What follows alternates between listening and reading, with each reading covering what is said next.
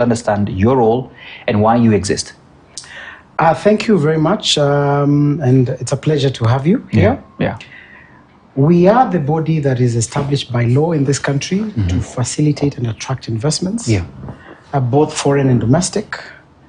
And we are involved in the entire value chain of investor facilitation, from the prospection stage for a foreign or a domestic investor, all the way until the very end of the value chain. Looking at the environment, I'd like you to paint a picture.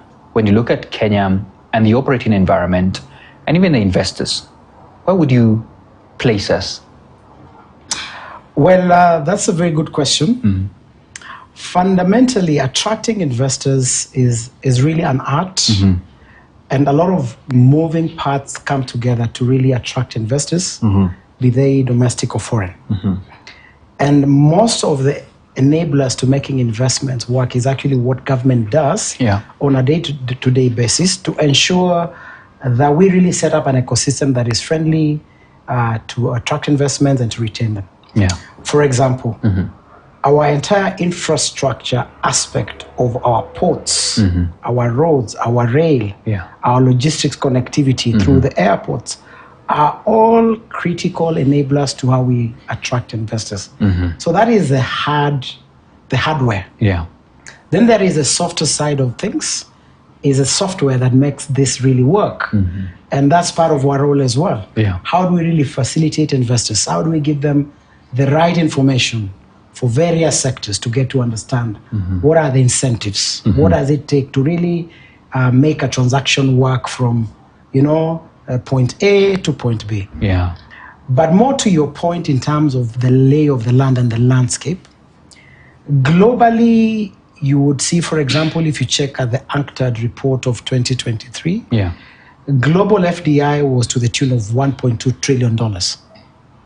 That is what globally was foreign direct investments. And if you look at what really came to Kenya or Africa, out of $1.2 trillion thereabouts, Africa got only $53 billion. Out of the $53 billion, give or take between $1.5 billion, $3 billion came into Kenya based on an aggregation of some of the reports that you find available. And that is not unique to Kenya, is what is comparable to other geographies. In some certain circumstances, there is information asymmetry based on who captures the data. But you are aware that investor attraction is a component of both domestic, as I said, and foreign. So I've just described the foreign aspect of it. The domestic one is where, for example, you get to understand how our business is doing. Do we have existing investors who are available from the domestic lens? And some of the sources of validating this information is, for example, to look at the banking survey that shows how much credit has been deployed by the private sector and to various sectors. And you'll see the numbers have gone up. In the last 18 months, for example, give or take 500 billion shillings, has been deployed by the banks, into various sectors, which would be primarily, working capital, business expansion, etc. So there is a good dichotomy between inflows and domestic. And then my final point on this is we also, as a country, attracting a lot of other, unique propositions for investments. For example, venture capital, and there's been some wonderful reports that Kenya is really leading on that, our startup ecosystem. So overall, I would say the lay of the land is things are looking up. We just have to balance between perception and reality, and we have to balance between the narrative that we put out there, because we have to be a champion, for Kenya. Fair enough, and thanks for those remarks. Quite a mouthful. But I wanted to also ask you to paint a picture on some of the sectors that you observe that are probably currently driving foreign and local investment in Kenya. Are there some that you can point out? Thank you. This is a very good question. We are, as a government, focusing on a number of priority sectors that we believe have got the biggest potential. These sectors are underpinned by some of the blueprints from off Vision 2030 to the manifesto of the current government.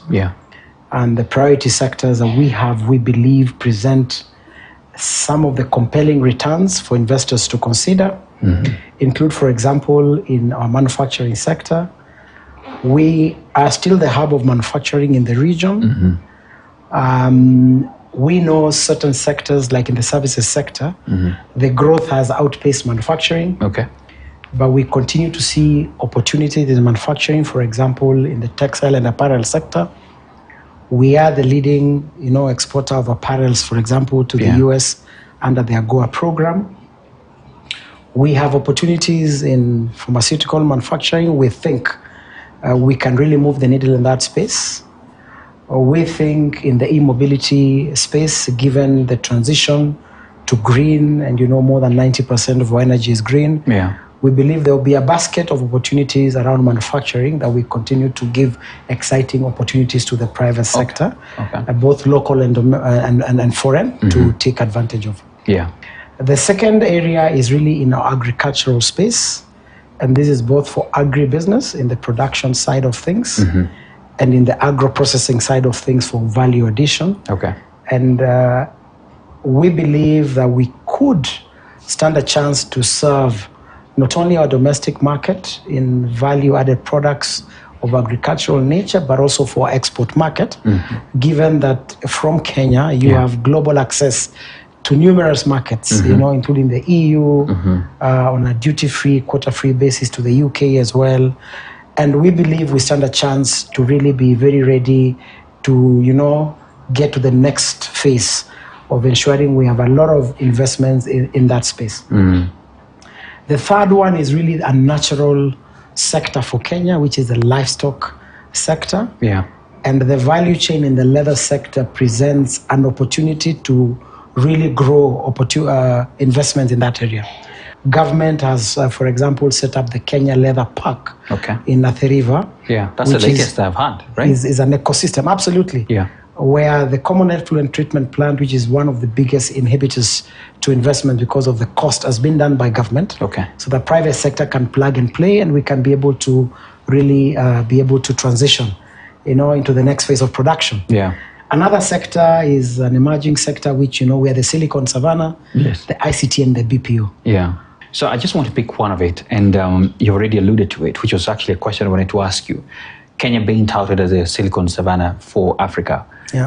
We are not like any other nations that would depend on oil and the likes. But also there's something else you say, that look at us, green energy leaders as well in that sector. So that means we have what it takes really to have all these guys come and set up here. My question is this: why are we not getting there faster than it's supposed to be? Or if that's not maybe the hindrance, and trying to also address some of the challenges you could be facing, what potential does it have? Because we are still talking about unemployment in the country, in the numbers, especially with the young population, educated population. And yet from what you speak and the mandate that you have, it looks like you could actually absorb this once we have this direct investments coming in. What are your thoughts on that? Well, our observation has been, it takes a while for a sector to really transition into, an accelerated growth trajectory. And the building blocks have already started to fall in place. Konza, as we know it, our technology park, is really supposed to lay the foundation to really attract the tech ecosystem to set up there. But as you know, the world today in the technology space is moving quite fast.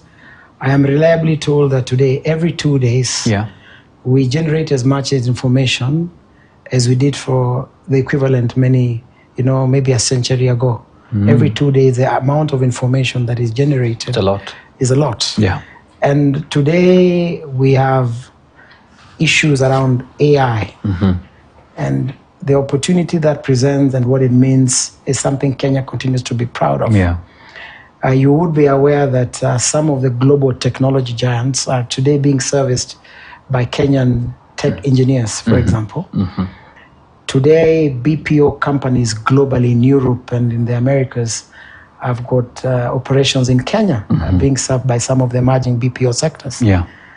Kenya has just advanced rapidly since 2023 under the leadership of President Ruto. We just shortly, I am reliably informed by my colleagues from the Ministry of Labour. Yeah. We're about to have a BPO policy very soon. Okay.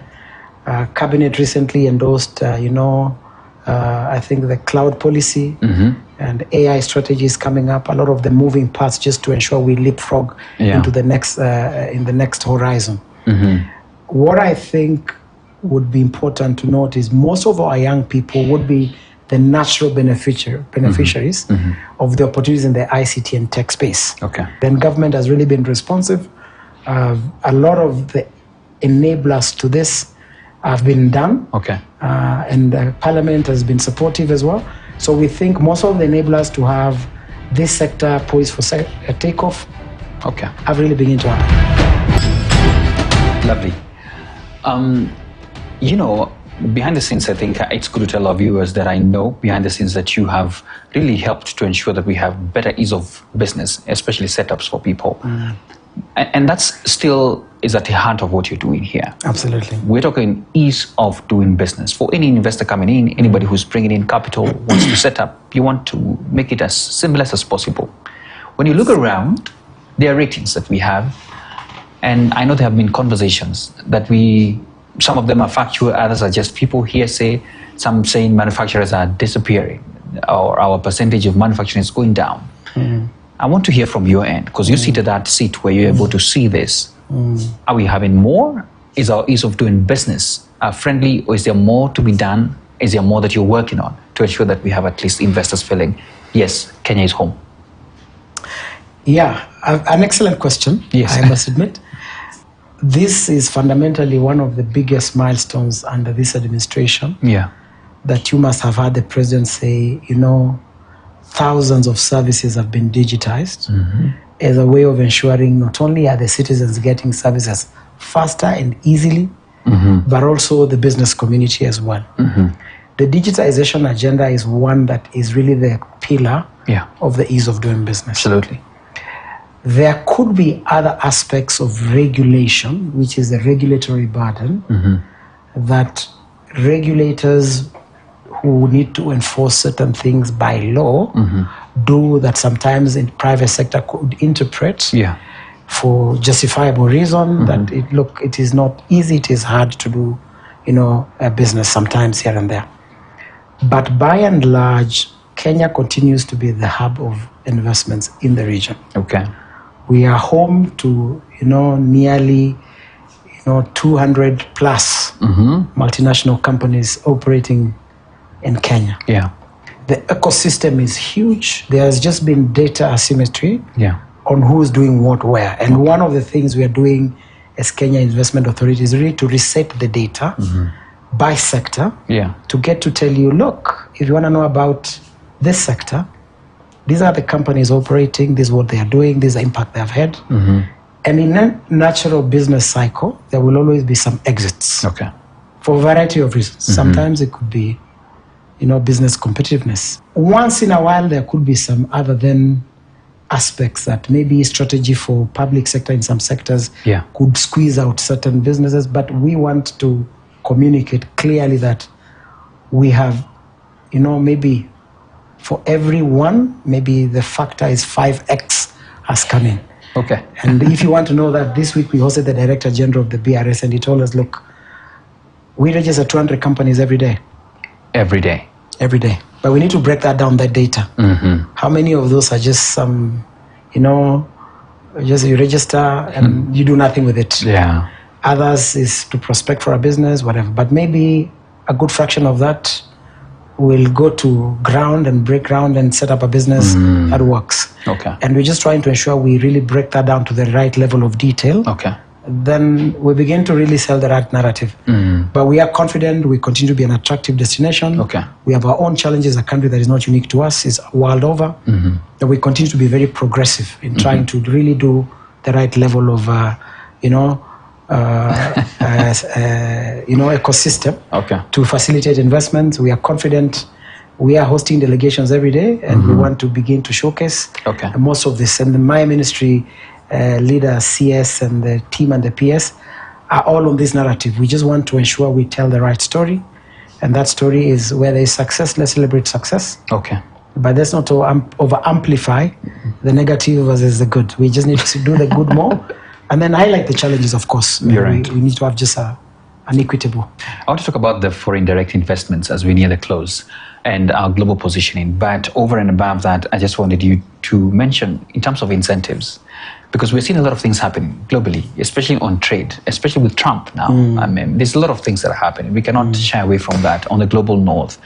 And now we are here also trying to figure out how to place ourselves. I'm sure that's one thing on your desk. The AGOA declarations, all those particular things. Yeah. What are you making out of all this? But especially, what incentives are you offering? Because, you know, a lot of your investors sometimes could be individuals or families deciding, you know what, we are coming in despite. Yeah. Well, as a country, we are a competitive destination. Yeah. We believe, I did mention about, really, we are strategically located to serve, you know, any part of the globe out of Kenya. We have got good connectivity. We have got a really, you know, educated workforce in terms of our labor competitiveness. Yeah. We have renewable energy. We are 90+ green. Yeah. And we are really, you know, pushing ahead on that. We offer 100%, you know, foreign ownership of companies is allowed. So any foreign really can own a business in Kenya, 100%. We offer certain incentive schemes, you know, for investors, our special economic zone scheme, our EPZ scheme, which is now collapsing into one, and it's assess certain benefits and cooperation, you know, corporate income tax. We have, you know, incentives in the financial world. For example, our Nairobi International Financial Center gives, you know, certain benefits for people wanting to set up regional headquarters. Yeah.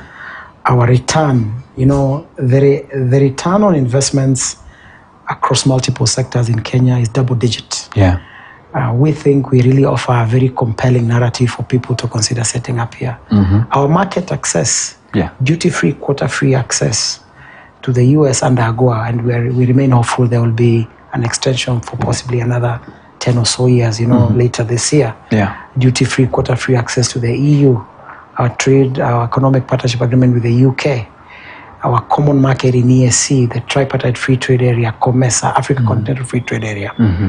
Those alone offer a very compelling value proposition for anybody to invest in Kenya, for the region and the world out of Kenya. Yeah. You know, this show is courtesy as well of the Nairobi Securities Exchange. And a lot of foreign investors, one of the easiest entries actually through the market at the exchange. And most of them probably, after getting good returns like they did last year, end up thinking, maybe I need to also think setting up. So I'm sure there's a nexus. And I just wanted you to paint a picture. Where do you see this kind of nexus? Are you having conversations behind closed doors, probably with the leadership of the NSE, to ensure that you have this synergy? Thank you. Well, the capital markets offer really a natural choice for, you know, institutional investors and other sorts of investors, really to look into a market and see where they can, you know, take certain positions and deploy capital. But as much as we look at it as an avenue for capital, it also provides a safe way to, you know, exit. And an exit strategy is always important to an investor. And as I mentioned, because we have no restriction on inbound and outbound currency restrictions, for example, is a very important element for us as we really attract investments. You know, our securities market is possibly one of the largest in the region. Yes. We are larger than most of our other markets combined. Is the size of our market. And we're the best in 2024. And the best. And we continue to see a lot of, you know, activity in that. I know that the counters that are active, it's not quite as many as we'd like. And there are government plans to, you know, list some businesses there so we can really, you know, fast track, you know, some of the movement there. But the nexus between us and the securities exchange is where we think we should actually join up forces when we are doing road shows to target investors by sector, and then we'll see which of the businesses we would like to list there. And there are many emerging, you know, sectors in the capital markets that we need to partner with them to take it to the investment world. I want you to close by sharing your vision, because we really can't wait to see what this will come out. So what's your vision and what are you looking in the offing, maybe next 5 or so years? And of course, a message to potential investors. There's someone who's saying, okay, I have listened to John. Maybe I need to rethink or think this way. What's your message to any investor watching at looking at Kenya as a destination? Go ahead. Well, I am only just slightly over 7 weeks on the road. Yes. So I have to balance the vision that the country has and then homage to some of the thoughts at ministry level and then the organizational nexus between that. But we really must offer a unique proposition to investors as Kenya Investment Authority. Okay. Number one is really we must be a one-stop shop. And not a one-stop shop. We must be a true one-stop shop that works. The second one is really we must also be the home of data for transactions and pipeline. It should not be second guessed as where can I get sector information and investment opportunity. The third point is really positive influence on really impacting investment policy that the ministry and government drives. If it's data-driven and we input into it as a policymakers make investment policy, then I think we'll have succeeded. And then the final point is really, I think, our deal closing capability. Okay. If in every 5 deals we closed 1 or 2 based on global benchmarks, we'll be among the best. Of course, it's easier said than done because we have to really reset the button in some aspects of our business. And we have begun to do that, and we're getting all the right level of support from the board all the way to the ministry and the top. And we cannot wait to showcase some successes, in coming months of really how to move the needle. John, thank you so much for your time. Thank you so much. Exactly. There you have it. John Mwendwa, very optimistic that, listen, the future is looking bright and Kenya Investors here to ensure that Kenya is poised as the best destination for investors. You've heard it from him and he's promised that it's going to even get better. Thank you so much for your time. I leave you now with the markets.